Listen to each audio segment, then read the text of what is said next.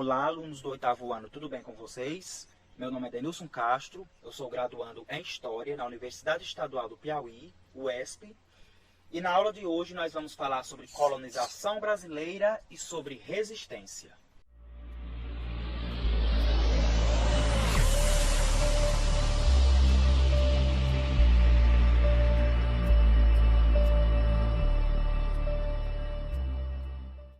Antes de irmos direto ao ponto, temos que entender os conceitos do que será tratado na aula. Então, vocês sabem o que significa colonização e resistência? Então, vamos aos significados. Segundo o dicionário, colonização é o processo pelo qual os seres humanos ocuparam novos territórios pelo mundo. E o que isso quer dizer? Então, quando um grupo de pessoas chega a algum lugar que é considerado inexplorado, ou seja, sem dono, e esse grupo se estabelece em tal lugar, traz a sua cultura para aquele lugar e se torna dono daquele lugar, podemos dizer que essas pessoas colonizaram aquele lugar. As colonizações existem desde muito tempo, mas em cada época ela foi acontecendo de maneiras diferentes. Desde a antiguidade, lá naquela época chamada pré-história, já existiam colonizações. Vários grupos nômades, ou seja, sem habitação fixa, ficavam se deslocando de um lugar para outro em busca de sobrevivência. Esses grupos se estabeleciam durante um tempo em determinado lugar, ou então se estabeleciam permanentemente mesmo, e praticavam a agricultura e a criação de animais. Então, nós podemos dizer que eles teriam colonizado tal lugar.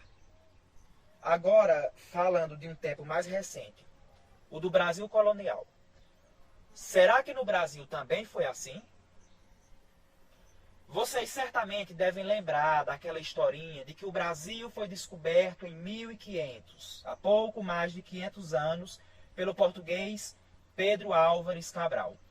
Mas será que quando vários homens brancos, vindos de Portugal, do continente europeu, chegaram nessa terra, que a gente chama de Brasil, não existia ninguém aqui? Será que eles foram os primeiros a chegar nessa terra? É claro que não, né? Quando os portugueses chegaram aqui já existiam muitos povos, desde milhares de anos, que tinham uma organização, tinham sua cultura, tinham sua história. Esses povos foram chamados de indígenas.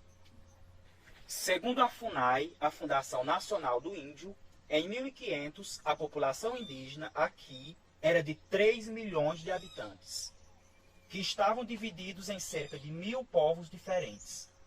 Então, cada povo era diferente do outro, com características culturais diferentes. E é importante destacar isso porque quando as pessoas falam índio, a impressão que dá é que é um monte de gente, tudo igual a outra. Mas existem várias etnias, com várias culturas. Não dá para achar que é todo mundo igual. Não podemos generalizar e achar que a palavra índio vai abarcar tanta gente, porque essa generalização desconsidera a pluralidade dos povos e considera que todos fazem parte de um único povo. E se aqui já tinha tanta gente morando, por que será que os portugueses se acharam os primeiros donos do Brasil? Por que será que eles acharam que tinham descoberto o Brasil? Isso aconteceu porque, para eles, os povos que viviam aqui, os indígenas, eram povos insignificantes. Eles não consideravam nem que os indígenas eram gente. Tudo isso porque, para eles, todo mundo tinha que seguir os padrões da Europa. Ou seja, qualquer povo que tivesse uma cultura diferente daquele povo branco, europeu, seria inferior. E se principalmente não fossem batizados na Igreja Católica, não tinham alma. Então, para eles, os negros eram bichos. E os indígenas, que eram chamados negros da terra, eram bichos do mato, bichos selvagens, seres sem alma. E é por isso que os portugueses disseram que tinham descoberto o Brasil em 1500. Porque eles se consideraram os primeiros seres humanos a chegarem nessa terra. E nós não podemos mais continuar contando e acreditando nessa história. Porque senão nós estaremos concordando com essa ideia de que os indígenas não são gente. Então, em 1500, o Brasil não foi descoberto. Em 1500, o Brasil foi ocupado, invadido, achado, roubado, enfim. Ele foi qualquer coisa, mas não descoberto, ok? Portugal é um país europeu. E as colonizações feitas pelos países da Europa, que abrangeram boa parte do mundo, tinham como objetivo buscar mercadorias para comercializar e também buscar metais preciosos. No Brasil, podemos dizer que a colonização aconteceu de 1530 até 1822. Quando os portugueses chegaram aqui em 1500, eles não colonizaram de fato esse território. Eles vieram apenas reconhecer o local. Eles vinham, ficavam durante um tempo ali para observar qual era o potencial que tinha aqui e voltavam para Portugal. Eles perceberam que um produto interessante que tinha aqui era o pau-brasil, que tinha utilidade tanto na madeira como na tinta. E, inclusive, foi do pau-brasil que esse lugar aqui passou a ser chamado de Brasil. Em 1530, muitos portugueses decidiram se estabelecer aqui. A Europa estava passando por alguns problemas comerciais. E os portugueses procuraram maneiras de expandir os lucros, explorando esse território que eles tinham encontrado há 30 anos. Além disso, outros países já estavam ameaçando tomar de conta daqui. Então, os portugueses vieram para cá antes que isso acontecesse. E, além disso, um grupo de padres chamados de jesuítas tinham interesse em catequizar, ou seja, batizar os indígenas daqui na Igreja Católica.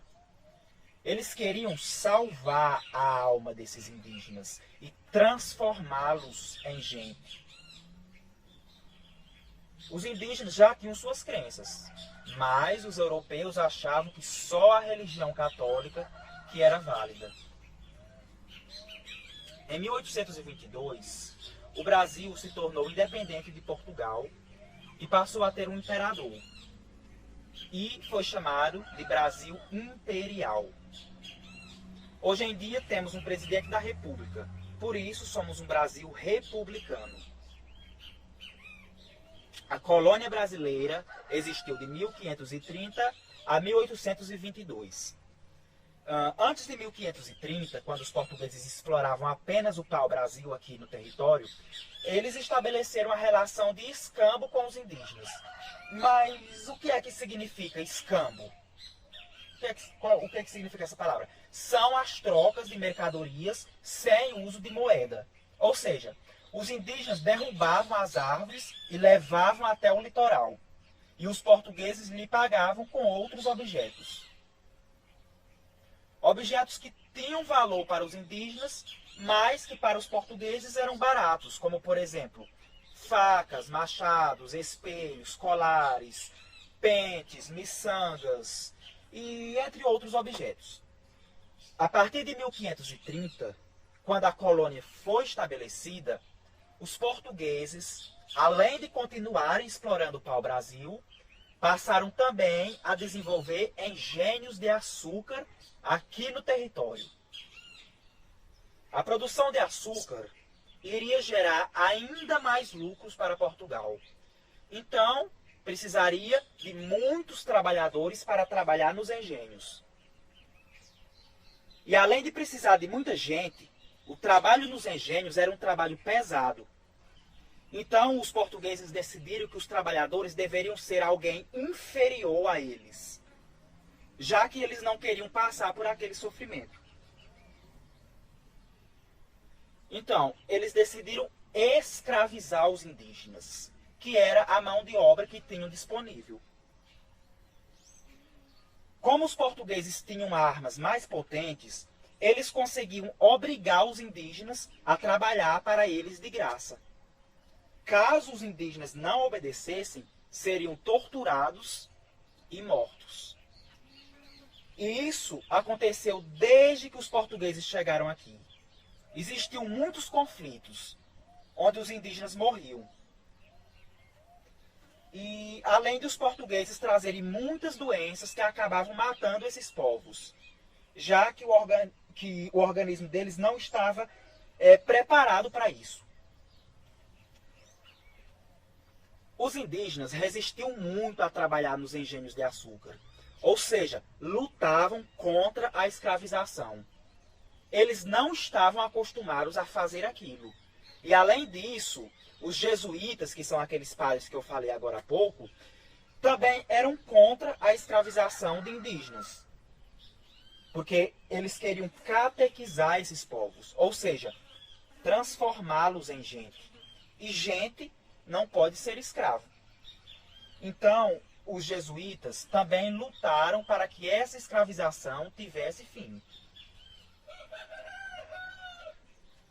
Aos poucos, os indígenas foram sendo substituídos por pessoas trazidas do continente africano no trabalho forçado.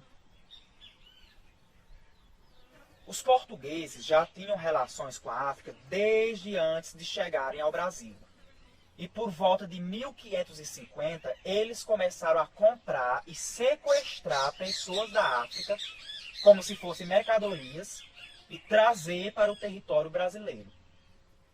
Segundo o historiador Stuart Schwartz, só o tráfico de escravos africanos fornecia um abastecimento internacional de mão de obra em grande escala e relativamente estável, que acabou por fazer dos africanos escravizados as vítimas preferenciais. Lá no século XVII, o tráfico de escravizados africanos aumentou. A escravidão dessas pessoas durou mais de 300 anos. E aproximadamente 5 milhões de africanos foram trazidos à força para o Brasil durante esse tempo. A escravidão era marcada por muita violência. As pessoas negras escravizadas sofriam muito nas mãos dos seus senhores, ou seja, seus donos. Eram acorrentadas, chicoteadas e passavam por inúmeras formas de tortura.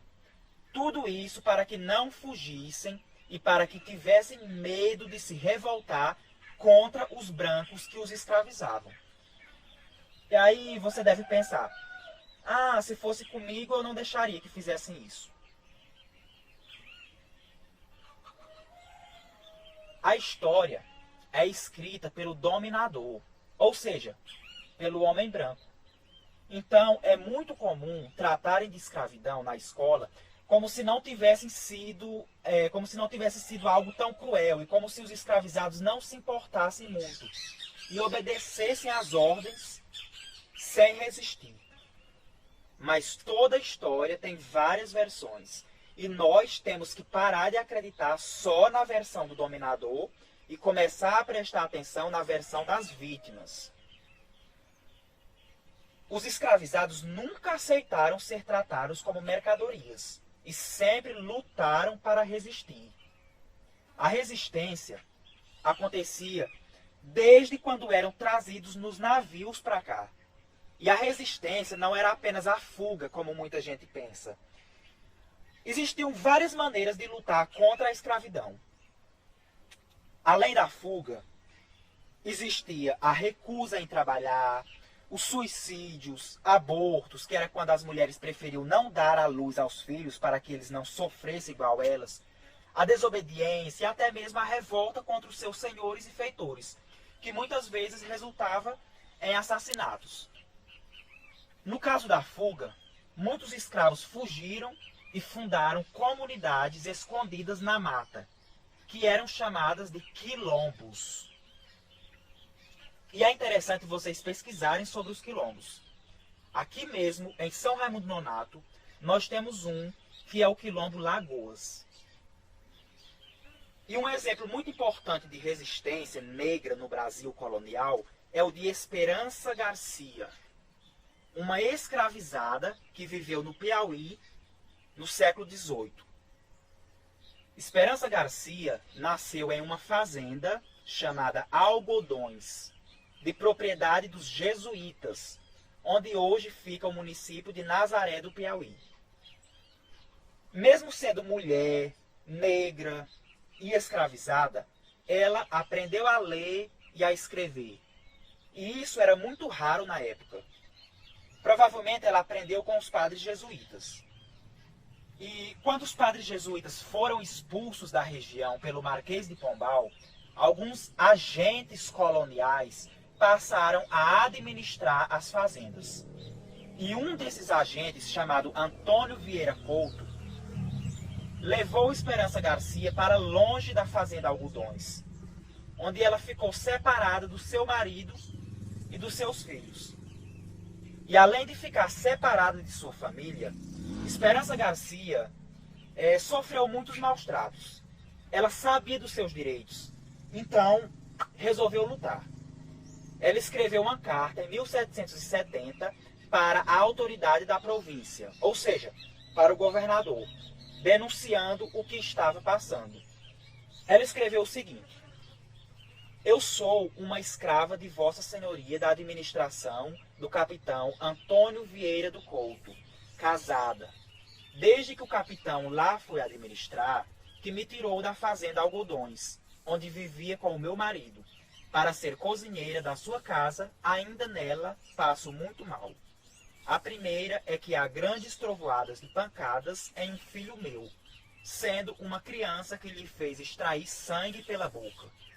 Em mim não posso explicar que sou um colchão de pancadas. Tanto que caí uma vez do sobrado abaixo peiada. Por misericórdia de Deus, escapei. A segunda estou eu e mais minhas parceiras por confessar há 3 anos. E uma criança minha e 2 mais por batizar. Peço a Vossa Senhoria, pelo amor de Deus, ponha aos olhos em mim, ordenando, digo mandar o procurador, que mande para a fazenda de onde me tirou, para eu viver com meu marido e batizar minha filha. Essa carta foi encontrada em 1979, no Arquivo Público do Piauí, pelo historiador Luiz Motti. Na carta percebemos que Esperança Garcia conhecia os limites da escravidão e conhecia os direitos que tinha. Tanto o direito à vida, à dignidade e a exercer a sua religião. Essa carta pode ser vista como uma petição, ou seja, como um documento reivindicando direitos. Por isso, em 2017, Esperança Garcia recebeu o título simbólico de primeira advogada do Piauí, pela OAB. A primeira advogada era mulher, era negra e era escravizada. Foi encontrado outro documento mostrando que na fazenda Algodões tinha uma mulher chamada Esperança, 8 anos após a carta ter sido escrita. Então, podemos supor que a reivindicação de Esperança Garcia deu certo. Então ela voltou para a fazenda Algodões. E quando ela escreveu essa carta, ela estava representando todos os outros escravizados que estavam passando pela mesma situação que ela. A história ainda é muito contada na visão dos dominadores.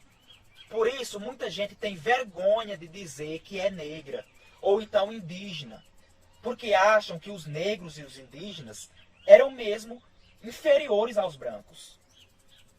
Quando conhecemos o outro lado da história e percebemos que, na verdade, aquelas pessoas tidas como inferiores sempre lutaram por seus direitos, podemos ter orgulho delas.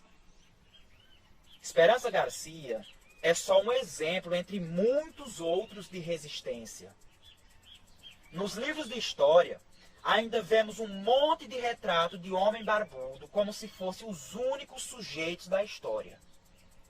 Mas todo mundo é sujeito histórico. Então, está na hora de começar a pesquisar sobre outros sujeitos e de contar a história em outras perspectivas. está na hora de se orgulhar das suas origens. Então, eu espero que vocês tenham gostado dessa aula e eu espero que vocês pesquisem sobre outros sujeitos importantes para a história que não aparecem no seu livro, ok? Então, a gente se vê em uma próxima aula.